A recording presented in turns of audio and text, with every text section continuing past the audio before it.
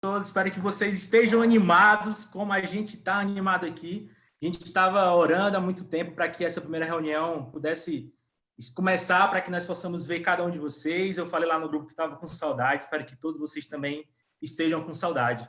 E, primeiramente, a gente queria dar alguns avisos. Como todos sabem, o microfone de todo mundo está desativado. A gente só vai abrir depois da palestra, tá?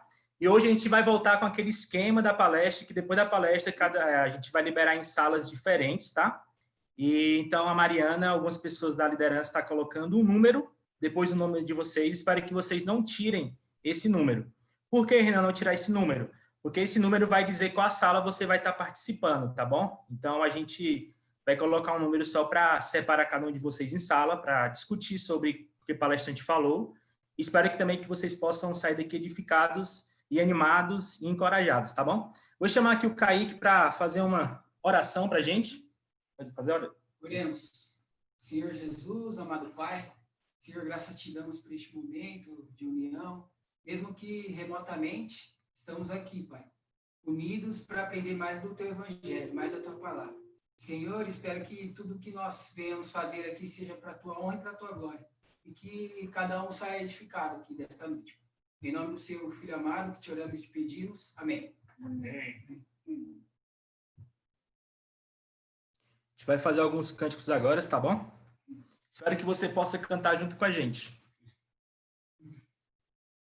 Cristo é o meu sol, tudo que tenho em mim, a razão de viver, a luz do meu caminhar. Cristo é o meu sol, tudo que tenho em mim, a razão de viver, a luz do meu caminhar. Nem mesmo a dura morte pode nos separar, pois o amor que encontrei nada pode apagar. Nem mesmo a dura morte pode nos separar, pois o amor que encontrei nada pode apagar. Louvado seja o Senhor, o Deus de todo poder. Louvado seja o Senhor, o Deus de todo poder. Louvado seja o Senhor, o Deus de todo poder. Louvado seja o Senhor, o Deus de todo poder.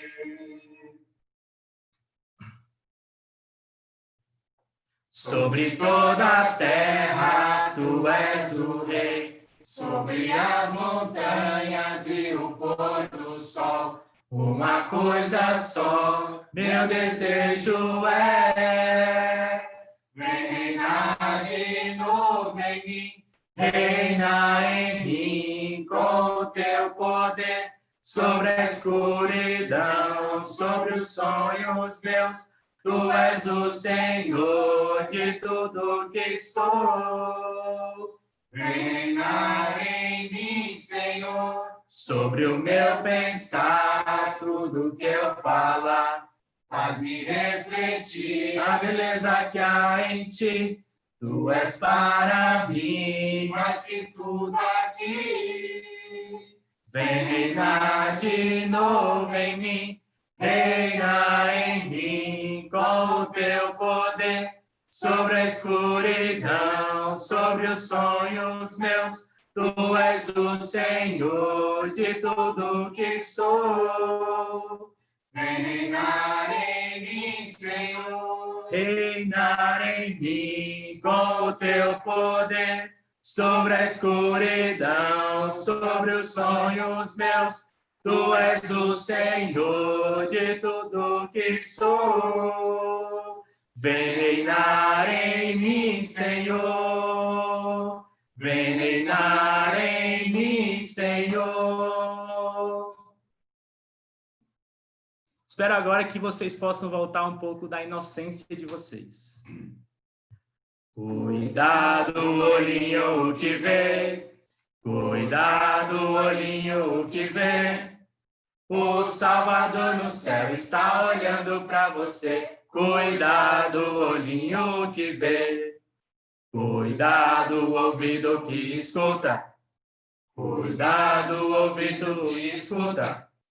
O Salvador no céu está olhando para você. Cuidado, ouvido que escuta. Cuidado, boquinha, o que fala. Cuidado, boquinha, o que fala. O Salvador no céu está olhando para você. Cuidado, boquinha, o que fala. Cuidado, mãozinha, o que pega. Cuidado, mãozinha, o que pega. O Salvador no céu está olhando para você. Cuidado, mãozinha, o que pega. Cuidado, olho, boca, mão e pé. Cuidado, olho, boca, mão e pé. O Salvador no céu está olhando para você. Cuidado, olho, boca, mão e pé. Se você tem alegria, bata palmas. Se você tem alegria, bata palmas. Se você tem alegria, cante essa melodia. Se você tem alegria, bata palmas. Se você tem alegria, bata os pés. Se você tem alegria, bata os pés. Se você tem alegria, cante essa melodia. Se você tem alegria, bata os pés. Se você tem alegria, diga amém. Amém. Se você tem alegria, diga amém. Amém. Se você tem alegria, cante essa melodia. Se você tem alegria, diga amém. Amém. Se você tem alegria, faça os três. Amém. Se você tem alegria, faça os três. Amém. Se você tem alegria, cante essa melodia. Se você tem alegria, faça os três. Amém. É isso aí, galera. Daniel, tá com você. Boa noite, que a paz do Senhor esteja com todos. A gente vai ter um momento agora da palestra, né? Eu vou apresentar Adriano. Para quem não conhece, creio que a maioria conhece, mas para quem não conhece, Adriano, ele mora em João Pessoa, trabalha como evangelista e também é professor do AME, né? Adriano, ele é casado com Carol, ele tem 2 filhinhos, Benjamin, e tem a Lia também. Adriano, eu passei um tempo com ele trabalhando na igreja em Recife, em Candeias, e sempre aprendi muito com ele, com a sua forma de ensinar, com a sua forma de viver. Ele é um bom pai, é um ótimo marido e é um cristão fiel e dedicado. Sempre me anima e me inspira quando estou perto dele. Com certeza tem muito a nos ensinar essa noite. Então, vou estar orando agora e logo em seguida Adriano vai estar nos levando a palavra, trazendo a palavra. Vamos orar. Senhor, nosso Deus e nosso Pai, nós agradecemos a Ti por tudo que o Senhor tem feito, faz e continua fazendo nas nossas vidas. Nós agradecemos pelo Seu cuidado, pelo Seu amor. Amor esse que nos constrange, amor esse que nos muda e nos molda todos os dias, Pai. Queremos Te agradecer por esse momento, onde jovens de vários lugares se encontram aqui com um único intuito, que é adorar e engrandecer o Seu santo e poderoso nome, Pai. Que o Senhor esteja abençoando as nossas vidas, nos moldando conforme a Sua vontade. Te peço que o Senhor use o Adriano nesse momento, que não sejam palavras dele, mas suas, e que o Senhor continue cuidando da sua vida, continue cuidando da sua família, e que ele continue se permitindo ser esse instrumento no qual leva a palavra para as pessoas, Pai. Nós te agradecemos por tudo e te entregamos esse momento, que tudo que seja feito aqui essa noite seja feito para a sua honra e para a sua glória. E é no nome santo do Senhor que nós oramos e agradecemos. Amém. Amém. Prega a palavra aí, Adriano. Obrigado, Daniel, por suas palavras. Boa noite a todos. Estou vendo alguns rostinhos que eu não vejo há muito tempo. É muito bom estar aqui com vocês essa noite, falando sobre esse assunto, sobre restaurar a inocência. Esse é um assunto que vem me incomodando ou me chamando a atenção desde o final do último trimestre, ou no início do último trimestre do ano passado, falando sobre a inocência, né? Eu estava lendo alguns dados da própria Igreja de Cristo nos Estados Unidos e de outros lugares, de que o acesso à internet durante a pandemia triplicou através de uso de aparelhos eletrônicos como celular, iPads, tablets, e uma grande maioria desses acessos foram a sites pornográficos. E eu fiquei me perguntando o porquê. E na reportagem lá, ou na pesquisa, dizia que a ociosidade, o medo e alguns outros fatores aliados a esse pecado fizeram com que não só jovens, mas homens de maior idade, né? E de todas as idades, na verdade, e mulheres também tivessem a necessidade de praticar este pecado. E aí eu falei para minha esposa sobre como é que nós poderíamos fazer para restaurar, para trazer de volta essa inocência, no sentido... Eu tentei trabalhar os dois sentidos da palavra, o sentido jurídico, não sei se tem algum advogado aqui, ou estudante de direito. Não sei se o Alexandre está aqui? O Alexandre de Belém. Está aí? Não. Não está não, né? Israel está. Eu sei que Israel está. E também o sentido, um outro sentido fora do jurídico, né? Então, eu sou evangelista há pouco tempo, na verdade, eu tenho poucos anos de tempo integral, vou fazer 10 anos agora, liderando à frente de congregações, né? Como o Daniel falou, eu trabalhei 6 anos na congregação lá em Candeias, em Jaboatão dos Guararapes, Grande Recife, estou há 4 anos aqui em João Pessoa, né? Vamos fazer 10 anos agora que eu estou um jovem evangelista, né? Estou começando agora, mas eu desse pouco tempo que eu trabalhei com a igreja, que eu trabalho com a igreja, eu venho percebendo que a gente não tem muita paciência com jovens adultos. Eu fico até perguntando o que é que leva uma pessoa que está lá aposentada, em casa, rapaz, viajando o Brasil inteiro, cria um ministério no meio da pandemia e chama o Ministério de Jovens Adultos. Eu falo, tá procurando problema, né? Mas eu louvo a Deus pelas vidas, né, de Cláudia e de Barbosa, que tiveram a iniciativa desse ministério, que assim, quando eu olho para essa tela, eu vejo um monte de jovens aqui, meu coração se alegra muito, né? Mas a gente comete um pequeno erro, né? Para jovens cristãos ou adultos cristãos, no sentido de repreensão. Quando, por exemplo, eu tenho 2 filhos, como o Daniel falou, e o Benjamin, ele vai fazer 4 anos agora, ele está naquela fase de eu falar assim, você não vai fazer, ele olha para mim e faz, eu vou fazer. Eu digo, você não vai fazer, que eu estou dizendo para você não fazer, ele diz, eu vou fazer.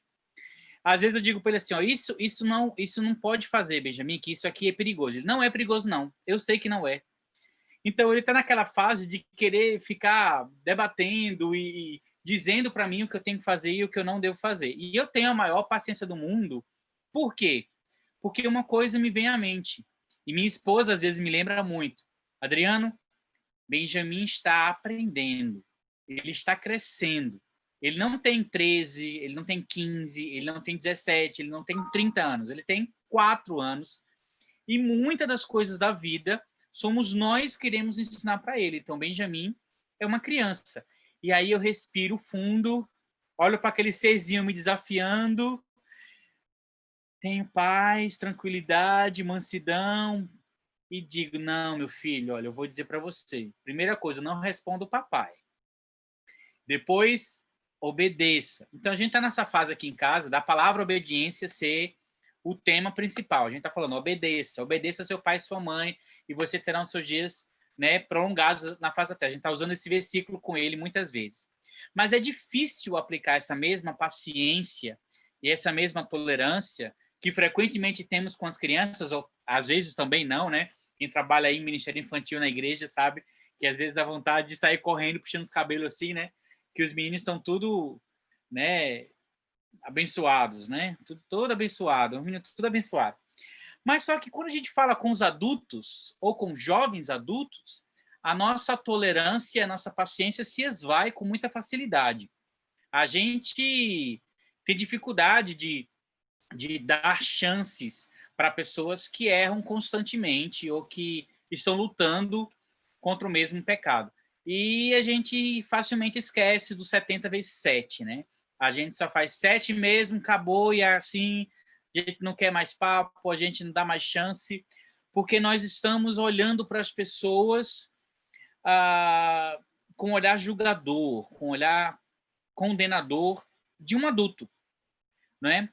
Eu preciso me igualar ao nível intelectual de Benjamin, eu preciso pensar e raciocinar como ele raciocina, para que eu não me exceda na minha disciplina, para entender e compreender que ele não tem a maturidade que eu exijo que ele tenha, porque ele só tem 4 anos, né? E isso, então, como eu falei, sabemos que as crianças estão crescendo, as crianças estão aprendendo, e por isso torna a tarefa mais fácil de tolerar. Né? A gente costuma dizer, as crianças são inocentes, e de fato são inocentes, né? E a gente tolera, a gente vai abdicando do julgamento para ensinar, para disciplinar, para exortar, para proteger as nossas crianças, né? Dizemos que elas são inocentes, elas não sabem o que fazem, mas a pergunta que me vem à mente é: a partir de quando sabemos? Então, eu queria que nesse momento, eu estou olhando para algumas pessoas que estão, acho que o programa já faz isso, né? Ele seleciona aquelas pessoas que estão com a câmera ligada. Eu estou vendo algumas pessoas eu não conheço pessoalmente, né? Irei conhecer como o Expedito, né? Que está vindo para João Pessoa, mas pessoas como Valesca, Matheus, Brandon, eu não vou chamar de Christopher, Brandon, Matheus, tem 2 Matheus, né? O de Maceió e o Matheus, irmão de Alana, que eu não sei onde ele está agora, eu acho que ele está lá no norte, né? Deve ser no norte. Tem Josué. Então, pensando em vocês, eu quero que vocês voltem no tempo. Quero que vocês lembrem de quando vocês eram crianças. Eu quero que vocês lembrem de coisas não tão detalhistas, mas coisas importantes, como, por exemplo, onde você costumava estar, o que você costumava fazer, quais eram as pessoas que costumeiramente estavam ao seu redor, seus pais, seus irmãos, seus primos, seus tios. Eu quero que você possa lembrar o ambiente da sua escola, como era o convívio com seus irmãos, se você foi criado com eles, se você tinha animal de estimação, como você costumava ir para a cama à noite para dormir, o que você gostava de comer, qual era o seu desenho favorito, qual era a sua comida favorita. Eu, ao longo da minha vida inteira, mudei de comida favorita, acho que umas 5 vezes. Pense em Mariana Porfírio, pequenininha, sabe? 5 anos, 6 anos. Só a Mariana vai pensar na Mariana, né? A Valesca tá rindo ali. Valesca vai pensar na Valesquinha, de 5 anos, Valesca, tá? Então, cada um pensa em si mesmo. Eu sei que cada um de nós, até hoje, luta contra um pecado. Ou tem um pecado que machuca mais, ou que prende mais, né? E eu queria que você tivesse você fizesse um retrospecto e dissesse quando foi o seu primeiro contato com esse pecado. Se foi a mentira, por exemplo, quando foi a primeira vez que você se deu conta de que você estava mentindo e que você mentiu para obter algum benefício? Se era roubo, quando foi a primeira vez que você pegou algo que não era seu com consciência disso e se escondeu, como Adão e Eva fizeram? Quando foi a primeira vez que você viu ou assistiu a um vídeo pornográfico? Em que circunstâncias você estava? Então, pensa em cada uma das dificuldades que você tem. E pense em você, criança, sendo exposto a esse tipo de situação que você está pensando aí agora. Então, a gente pode dizer que esse momento, a partir desse momento, caracteriza-se a perda da inocência. Correto? Todo mundo concorda comigo?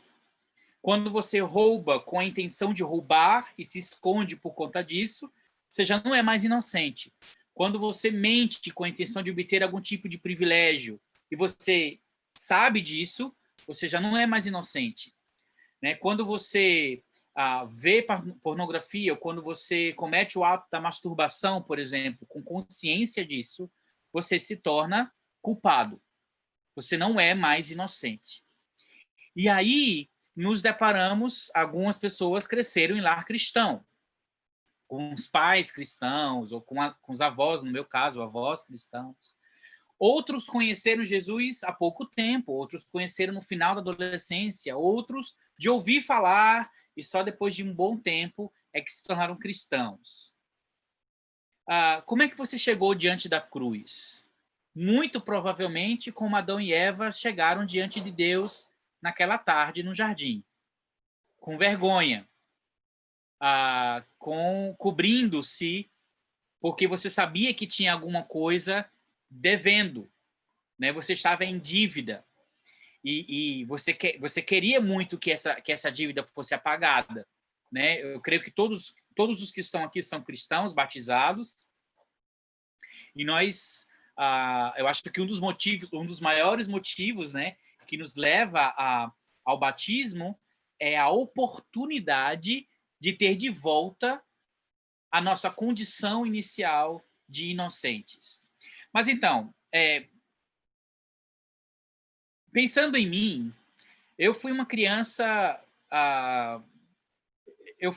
que eu aproveitei muito a minha infância. Eu brinquei muito com os meus primos. Eu não tinha irmãos, eu era o mais novo da minha casa. Eu sou o caçula. Não tirem onda com isso. Eu fui caçula, né? E aí minhas irmãs dizem que eu tive alguns privilégios por ser mais novo e tal. Mas eu fui uma criança, né?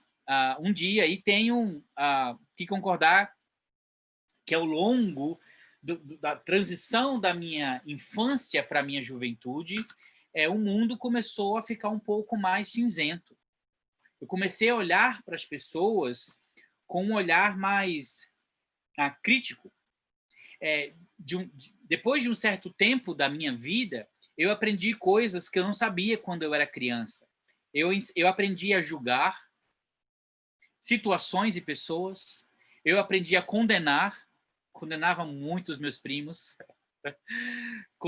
Eu aprendi a escolher o que eu queria e o que eu não queria propositalmente, para benefício meu, somente meu. E o pior de tudo, eu aprendi a pecar. E não só aprendi a pecar, como eu fiz pós-graduação, mestrado, doutorado e pós-doutorado em como esconder o meu pecado. Eu sabia exatamente como fazer para pecar e ninguém, exceto Deus, saber que eu pequei. Eu perdi minha inocência completamente. Isso é muito triste. Isso é muito doloroso. Eu aprendi a arquitetar e a planejar o cenário perfeito para cometer aquilo que me afastava de Deus, que me afastava da minha condição inicial de inocente. Eu quase que posso saber o exato momento em que me deparei com meu maior pesadelo pela primeira vez.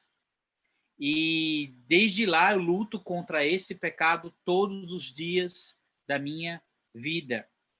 E aí eu percebi, ao final dos meus 13, 14 anos, que eu não era mais uma criança e que eu perdi a minha inocência. Então, quando eu me batizei, ou melhor, quando eu fui batizado, porque ninguém se batiza, né? As pessoas é que batizam a gente, né? Então, quando alguém me batizou, eu pensei, uau, nascer de novo, ter uma vida restaurada, ter a oportunidade, né, de ter todos os pecados e delitos perdoados.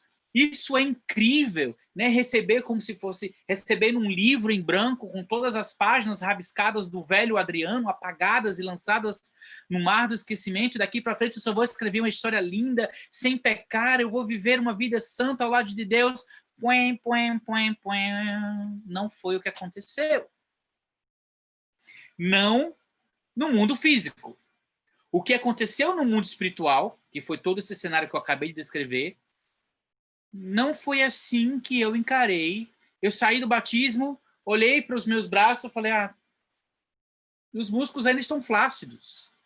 Eu olhei para mim e falei, não tenho mais superpoderes. Eu pensei que eu ia sair com o negócio saindo do meu peito assim. Eu falei, o Espírito Santo está habitando em mim? Parece que nada aconteceu. Eu saí da água e falei, cadê? Sabe? Eu fiquei à espera de alguma coisa, como, sei lá, uma aranha que foi picada e virou Spider-Man. Não aconteceu nada. Sem superpoderes. E para minha tristeza e total decepção, uns dias depois, meses depois, lá estava eu de novo cometendo as mesmas falhas outra vez. Eu falei, tá de brincadeira, Adriano. Como é que você faz um negócio desse? Você recebeu um livro novo e você começa a rabiscar tudo de novo.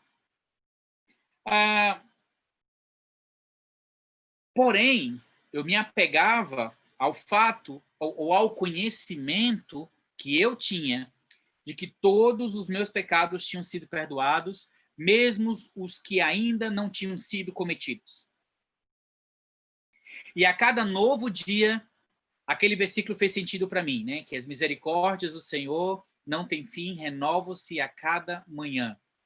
É como se aquele livro em branco, todas as manhãs, amanhecesse em branco, independente do que eu tinha feito no dia anterior. E eu percebi que a caminhada cristã não é algo que vai acontecer na hora do batismo, da noite para o dia, mas é algo que vai acontecer durante os anos em que eu começar a viver a eternidade aqui.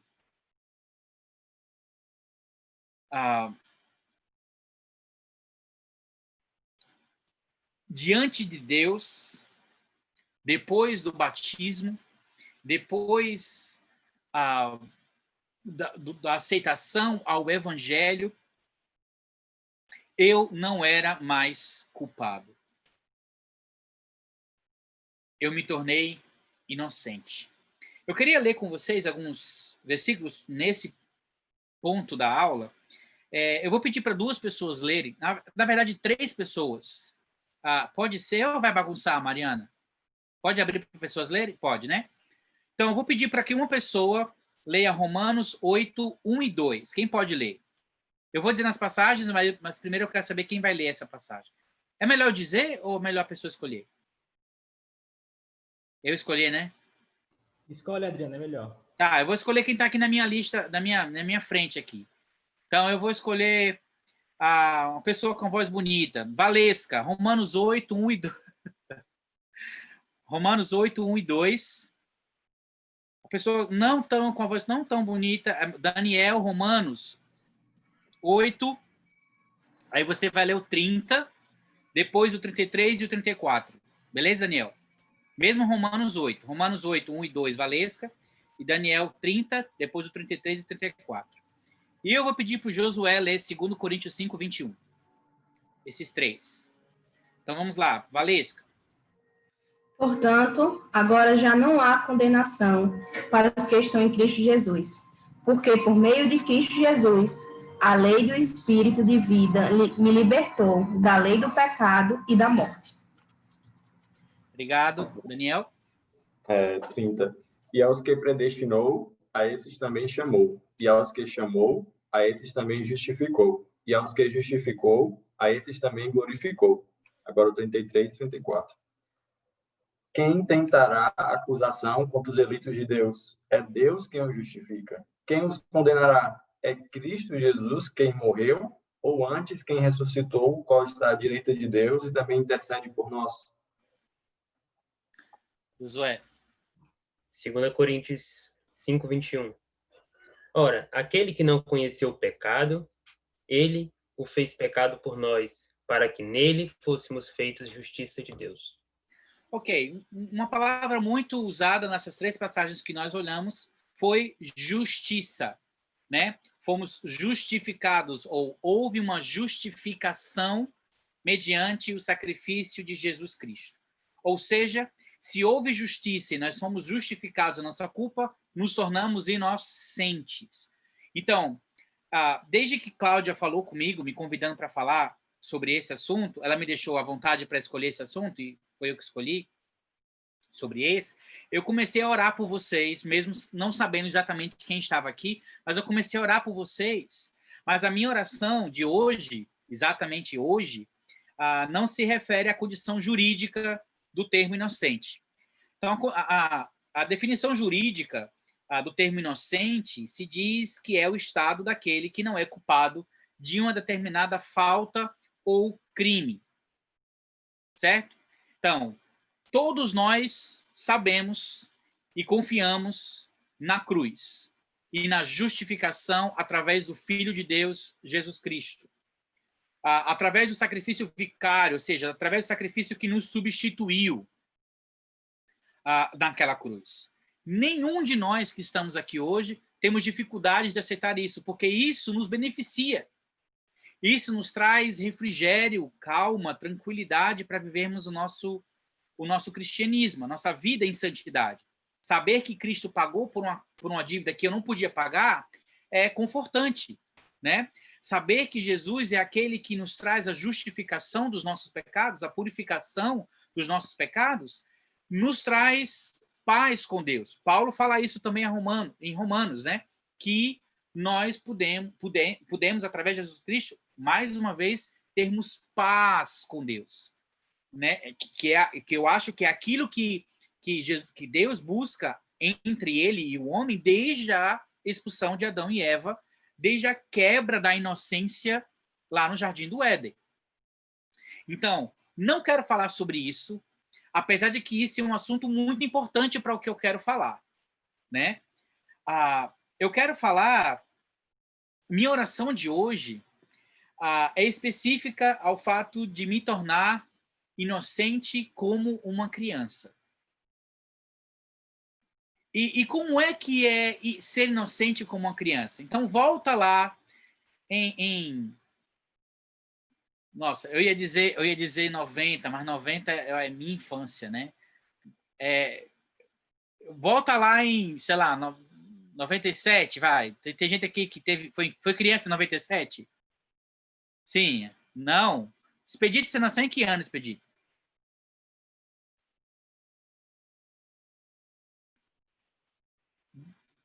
2000? 97 ele não é nascido. Então, sua infância foi lá em 2007, 2006, por aí, né?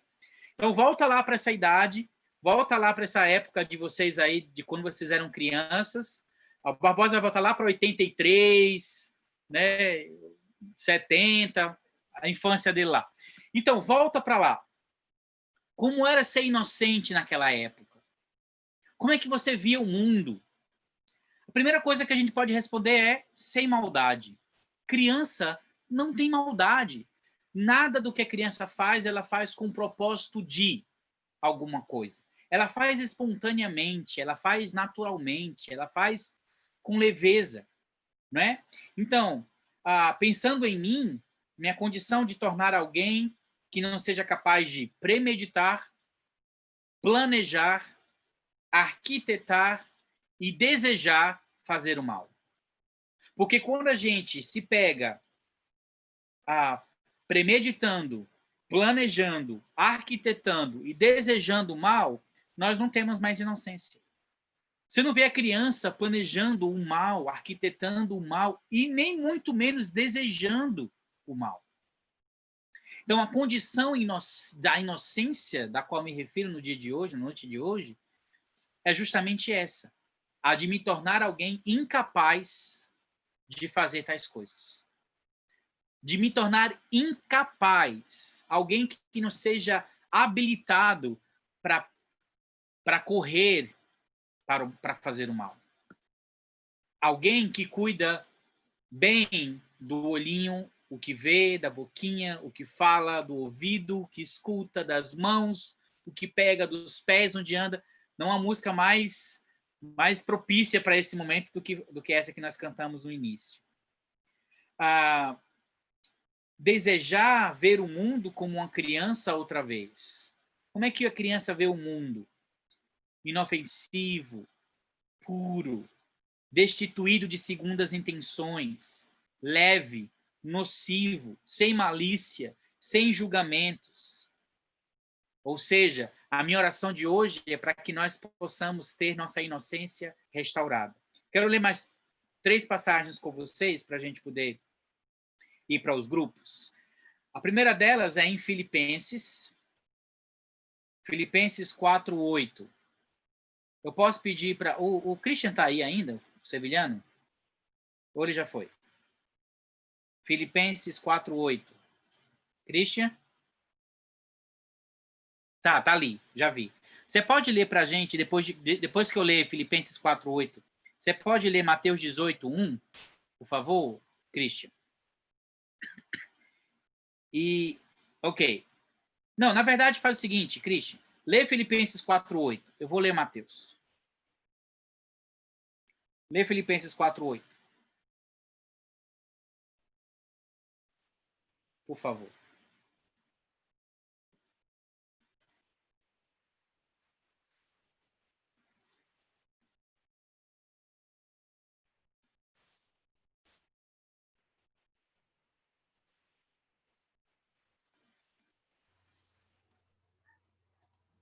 Ok, Filipenses 4:8. Sim.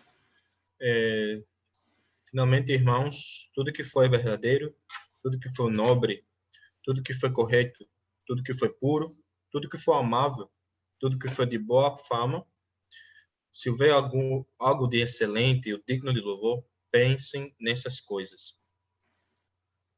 Ok, obrigado, Christian.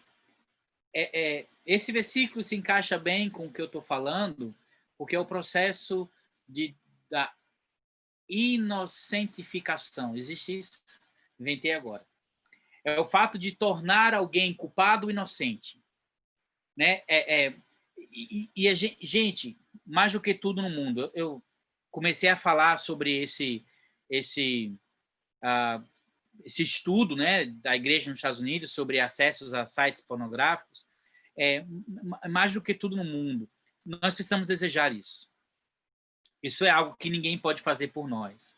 Desejar querer ser inocente, desejar ser exatamente alguém que condiga com a condição que Cristo nos colocou depois da cruz. Sabe? A gente precisa desejar. Ninguém vai fazer isso por nós. Nós precisamos querer ser inocentes. Nós precisamos desejar ter essa inocência restaurada. E em Mateus 18, a partir do versículo 1, diz assim: naquele momento, os discípulos chegaram a Jesus e perguntaram: quem é o maior no reino dos céus? Chamando a criança, colocou-a no meio deles e disse: eu asseguro que, a não ser que vocês se convertam e se tornem como crianças, jamais entrarão no reino dos céus. Portanto, quem se faz humilde como esta criança, este é o maior no reino dos céus. Depois ele fala sobre fazer uma criança pecar e tal. Não é o meu ponto. O ponto é quem se faz humilde como essa criança. Existem muitos obstáculos entre nós e uma criança. Quando eu olho para mim, diante do meu filho, e às vezes eu fico olhando para ele e falo: nossa, eu acho que as crianças me lembram alguém. Os adultos. Porque os adultos, muitas vezes, agem como uma criança no sentido contrário do que uma criança deve ser. Sabe o que eu quero dizer? Vocês estão entendendo o que eu quero dizer? Mas muitas vezes os adultos precisam ser, não parecer como. Não é para parecer uma criança, mas é ser como uma criança, humilde tanto quanto, pura tanto quanto, inofensiva tanto quanto. A criança tem muito mais a nos ensinar do que talvez nós tenhamos que ensinar a ela. Jesus está falando que se você não for como uma criança, As crianças que hoje enchem o saco de vocês hoje, enchem o nosso saco hoje, vão entrar e a gente fica. Entende? Então, a criança é parâmetro para Jesus. Jesus está dizendo, olha, tá vendo essa criança? Seja como ela. Humilde foi o termo usado por Jesus. Sejam humildes como essa criança. E a última passagem, Marcos 9.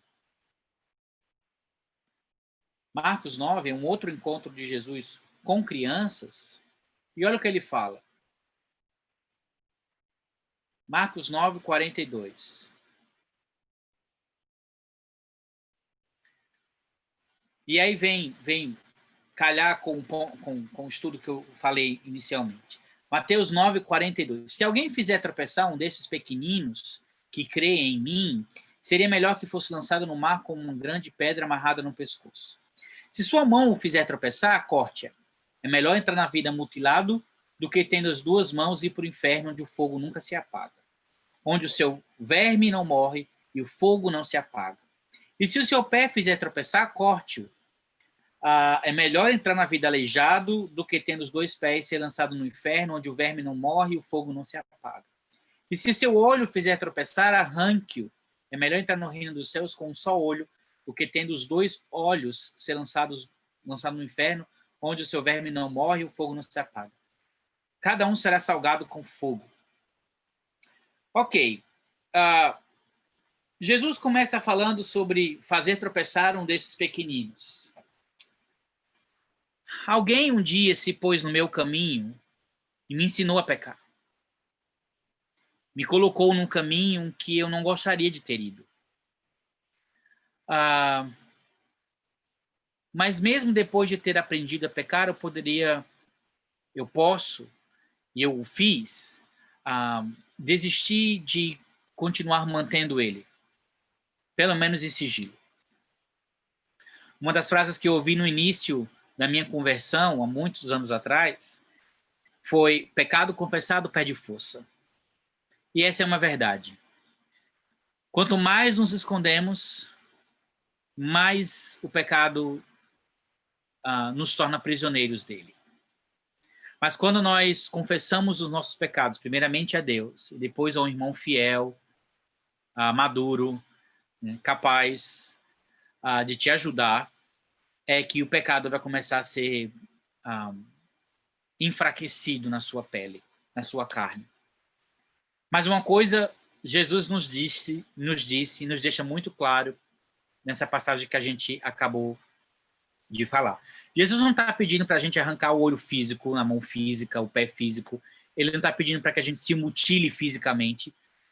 Mas o que a mensagem dele está dizendo é: você já imaginou você acabar os jovens adultos agora e você ir na cozinha da sua casa, pegar aquela faca de carne lá, de churrasco, e cortar a sua mão fora? Valesca está ali pensando, por que eu iria fazer isso? Você já imaginou você acabar de fazer o estudo aqui, ir lá, pegar um garfo e tirar a bola do olho fora? Ninguém vai fazer isso. Mas quando Jesus falou, Jesus está falando, essas caras e bocas que a gente está fazendo, provavelmente foi as caras e bocas que o público de Jesus fez naquela época. O que Jesus estava dizendo aqui, ele falando, isso é fácil? É fácil de se fazer? Não. É algo que você quer fazer? Não. Dói. Machuca. Gente, Jesus está descrevendo a liberdade do pecado. Não é fácil, dói, machuca, fere, é doloroso. E Jesus está dizendo, é igual a arrancar uma mão fora, é igual a arrancar um olho fora, é igual a arrancar um pé fora. Mas o que Jesus está querendo dizer aqui, irmãos? Meus irmãos, Jesus está dizendo aqui, é melhor você se privar de tudo isso que te afasta de Deus agora, do que com tudo isso que você tem aí ir para o inferno. Prazeres momentâneos, ou nada que vá te ajudar a ser inocente. Por isso que eu falo, desde o início, é algo que precisamos desejar, mas não é fácil. E o desafio que eu lanço para você aqui agora é: procure alguém em quem você confia, procure alguém maduro, hoje ou amanhã, sabe? Lembra daquele momento que você decidiu ser batizado?